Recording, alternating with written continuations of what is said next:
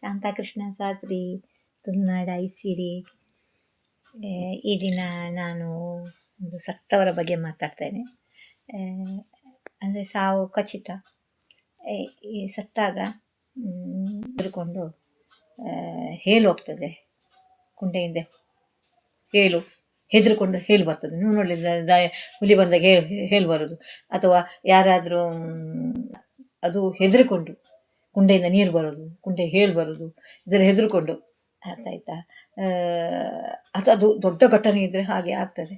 ಕೆಲವರು ಹ್ಯಾಂಗ್ ಮಾಡ್ಕೊಳ್ತಾರೆ, ಇದು ಹಗ್ಗ ತಗೊಳ್ತಾರಲ್ಲ, ಎಲ್ಲಿ ಬೇಕಾದರೂ ನೋಡಿ ಅಂತೆ ಹಗ್ಗ ತಗೊಂಡವರು ಇಷ್ಟು ಹೇಳಿರ್ತದೆ ಕೆಳಗೆ ಅವರದ್ದು.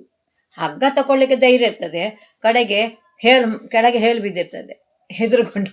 ಯಮದೂತರು ಅಷ್ಟು ಅವರ ಮೇಲೆ ಒಂದು ಎಷ್ಟು ಸಿಟ್ಟು ಬರ್ತದೆ ಯಮದೂತರಿಗೆ ಅಂದರೆ ಅಷ್ಟೇ ಇಲ್ಲ. ಅಂದರೆ ನನ್ನ ಭಗವಂತ ನನ್ನ ಕರೆಯೋದು, ನಾವು ನಿನ್ನ ಹತ್ರ ಬರುವವರಲ್ಲ, ಬಂದಿದ್ದೇವೆ, ನಿನ್ನ ಹಗ್ಗ ತಗೊಂಡಿದ್ಯಾ ಅಂತ ಹೆದರಿಸಿ ಅವರ ಮುಖ ನೋಡೋ ಹೆದರ್ಕೊಂಡು ಹ್ಯಾಂಗ್ ಮಾಡ್ಕೊಂಡು. ಅದರದ್ದು ವಿಚಾರ ಏನುಂಟು, ಎಂತಕ್ಕೆ ಹಗ್ಗ ಹಾಕೋದು? ಈಗ ಒಂದು ಹುಡುಗನಿಗೋಸ್ಕರ ಒಂದು ಹುಡುಗಿ ಸತ್ತೋದು, ಎಡಿ ಪಾಸನ ತಿನ್ನೋದು, ನನ್ನ ಹುಡುಗಿ ಸಿಗಲಿಲ್ಲ, ಅಥವಾ ಅವನಿಗೆ ಅವನನ್ನು ಮದುವೆ ಆಗೋಕ್ಕೆ ಆಸೆ ಇತ್ತು, ಅವನು ಸಿಗಲಿಲ್ಲ, ಈ ಥರ ಸಾಯುವಂಥದ್ದು. ಒಬ್ಬರು ಸಿಗಲಿಲ್ಲ, ಇನ್ನೊಬ್ಬರು ರೆಡಿ ಇರ್ತಾರೆ. ಆಗ ಎಷ್ಟು ದೊಡ್ಡ ಪ್ರಪಂಚ, ಎಷ್ಟು ದೇಶಗಳಿವೆ, ಅಯ್ಯೋ ಒಂದಕ್ಕೆ ಒಂದು ಎಷ್ಟೋ ಜನ ಇದ್ದಾರೆ. ಒಬ್ಬನೇ ಒಂದೇ ವಿಚಾರ ಅಂತ ಮನುಷ್ಯ ಮಾಡಬಾರ್ದು. ಭಗವಂತನನ್ನು ನಾವು ನಂಬಿದೆ ಆದರೆ ಇವತ್ತು ನಮಗೆ ಸಿಗದಿದ್ದರೆ ಯಾವತ್ತಾದರೂ ಸಿಗ್ತದೆ, ದಿನ ಸಿಗ್ತದೆ ವಿಶ್ವಾಸ ಇದ್ದವರಿಗೆ. ಆದ ಕಾರಣ ದೇವರು ಹೇಳುವಾಗ ಎಲ್ಲ ಒಟ್ಟಿಗೆ ಸೇರಿ ಬರ್ತದೆ. ಈ ಉಗುರು ಕೂಡ ಇರ್ತದಂತೆ ನಮ್ಮದು. ಎಷ್ಟು ಉಗುರು ಇತ್ತು ಸಾಯುವಾಗ, ಅಷ್ಟು ಉಗುರು ಸಹ ಇರ್ತದೆ ಭಗವಂತ ಕರೆಯುವಾಗ.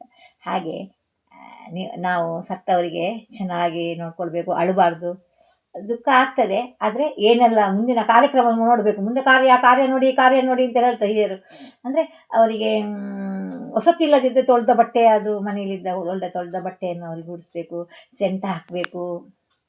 ಮುತ್ತೈದಾದರೆ ಅದಕ್ಕೆ ಶೃಂಗಾರ ಎಲ್ಲ ಆಗಬೇಕು, ಮೂಗುಬೊಟ್ಟು ಇಡಬೇಕು, ಕಿವಿಗೆ ರೋಲ್ಡುಗಳಾದರೆ ಆಗಬೇಕು, ಕುತ್ತಿಗೆಗೆ ಚಿನ್ನದ ಆಸೆ ಇದ್ದರೆ ನಿಮಗೆ ರೋಲ್ಡುಗಳು ತಾಳಿ ಹಾಕಬೇಕು, ಕಾಲಿಗೆ ಉಂಗುರ ಹಾಕಬೇಕು, ಚೆನ್ನಾಗಿ ತಲೆಯೆಲ್ಲ ಬಾಚಿ ಕೂತ್ಕೊಳ್ಳಿಸಿ ಅವಳನ್ನು ಕೂತ್ಕೊಳ್ಳಿಸ್ತಾರೆ.